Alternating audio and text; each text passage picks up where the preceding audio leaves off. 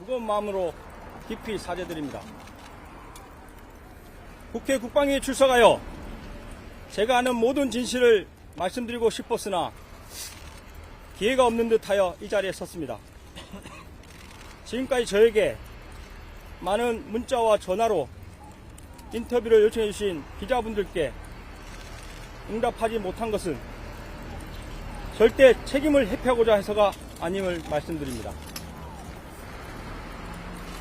저는 무능하고 무책임한 지휘관입니다.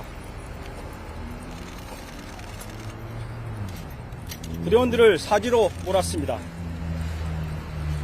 전투에서 이런 무능한 명령을 내렸다면 전원 사망했을 것입니다. 지금 부대원들이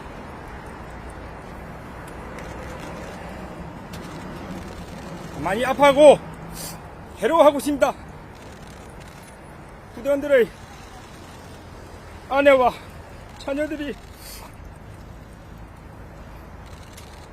아빠의 눈치를 보고 있습니다. 국민 여러분, 707 부대원들은 모두 피해자입니다. 전 김용현 국방장관에게 이용당한 가장 안타까운 피해자입니다. 부대원들은 죄가 없습니다. 죄가 있다면 무능한 지휘관의 지시를 따른 죄뿐입니다. 국민 여러분, 꼭 부대원들을 용서해 주십시오. 707 부대원들이 행한 모든 잘못은 지휘관인 제가 모두 지고 가겠습니다. 어떠한 법적인 책임이 따르더라도 모두 제가 책임지겠습니다. 민주주의, 법치주의 국가의 군인으로서 잘못에 대한 모든 책임을 다하고 스스로 죄를 물어 사랑하는 군을 떠날 것입니다. 꼭 그렇게 되도록 국민 여러분께서 도와주십시오. 부대원들에게 국회의사당으로 출동하라고 지시한 것이 접니다. 국회의사당에 난입한 197명의 현장 지휘관도 저입니다. 헬기를 타고 가장 먼저 국회에 도착한 것도 저이고 건물을 봉쇄하라고 지시한 것도 저입니다. 후문과 정문에서 몸싸움을 지시한 것도 저이고 창문을 깨고 건물 안으로 들어가라고 지시한 것도 저입니다. 건물 내에서 2차례에 걸쳐 진입 시도를 지시한 것도 저입니다. 이처럼 모든 책임은 저에게 있습니다. 다시 한번 간곡히 부탁드립니다. 부대원들은 이용당한 피해자입니다. 오직 국가와 국민을 위해 청춘을 바치고 있는 대한민국과 군과 평화를 사랑하는 여러분들의 아들과 딸입니다. 미워하십시오. 많이 원망하십시오. 하지만 절대 707 부대와 부대원들을 버리지 말아 주십시오.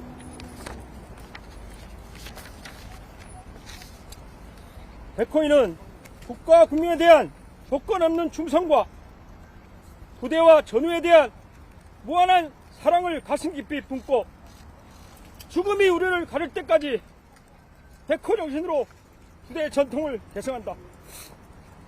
하나, 나는 부대 임무에 최우선을 두고 행동하겠다. 둘, 나는 조국의 부름에 자랑스럽게 임하겠다. 셋, 나는 부대의 명예를 실추시키지 않겠다. 넷, 나는 전우와 참다운 인간관계를 유지하겠다. 다섯, 나는 부모님의 끝없는 사랑을 잊지 않는다. 국민 여러분, 제발 제가 모든 죄를 짊어질 수 있도록 허락해 주십시오. 단 한 사람의 부전도 다치지 않도록 꼭 지켜주십시오. 그들 모두가 소중한 대한민국의 아들과 딸임을 꼭 기억해 주십시오. 이 어떠한 질문도 성실히 답변드리겠습니다. 다시 한번 국민 여러분께 큰 아픔을 드려 죄송합니다. 이상입니다. 관련 자료는 넘기겠습니다. 책임을 구체적으로 어떻게 진다는 거죠? 법적 책임을 진다는 뜻이었고, 제가 뭐 어떤 처벌이 내려질지는 잘 모르겠습니다. 하지만 군에서도 나름 규정이라는 것이 있고, 그리고 이제 법으로도 법이 있기 때문에 거기에 대한 책임 말씀드린 거고, 사실 그 계엄이라는 것을 TV로 보고 나서 직후에 사령관으로부터 전화를 받고 국회로 출동해라고 했을 때 저 역시 계엄에 대한 지식이 없었습니다. 계엄 상황에서 국회 활동이 보장돼야 된다는 그런 것도 잘 몰랐고, 저는 현장에서 저를 제지하는 많은 관계자분들께 저는 계엄사령부의 지시를 받고 왔습니다. 계엄사령부로 항의하십시오 라고 밖에 말할 수 없었습니다. 왜냐하면 그 상황에서도 국회 그런 활동 보장되는 법에 대해서 제가 알지 못했던 것 같습니다. 내란죄를 인정하시나요?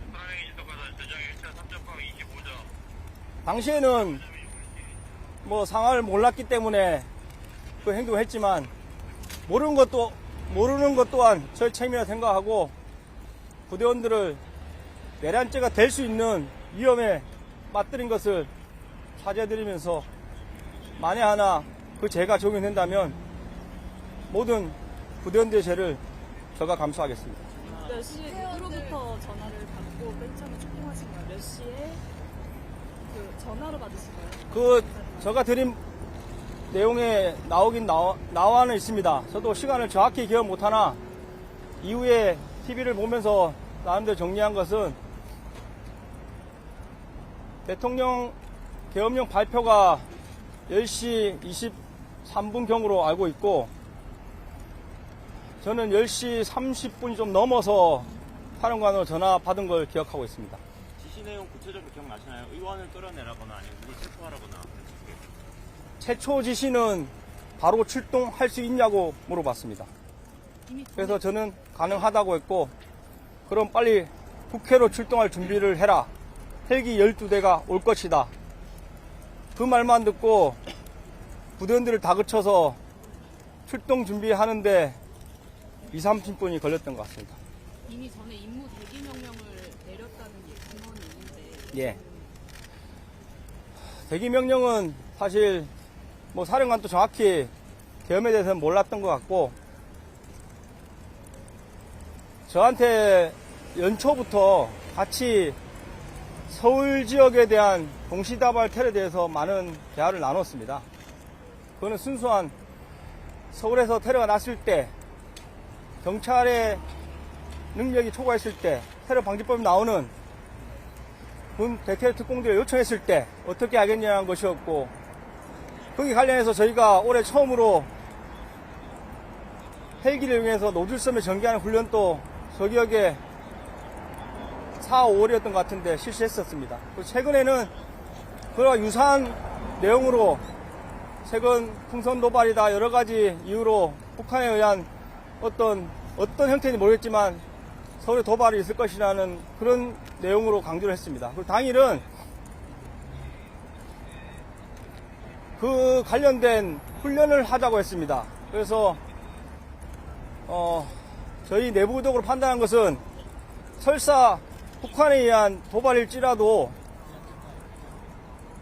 저희가 국방부 대테러 훈련상에 민간인을 대상으로 군이 총기를 사용한 것은 엄격히 금지되어 있습니다. 그러다 보니까 어제 그 당시 훈련 준비 내용은 비살상 무기를 사용한 무력 진압 작전이었습니다.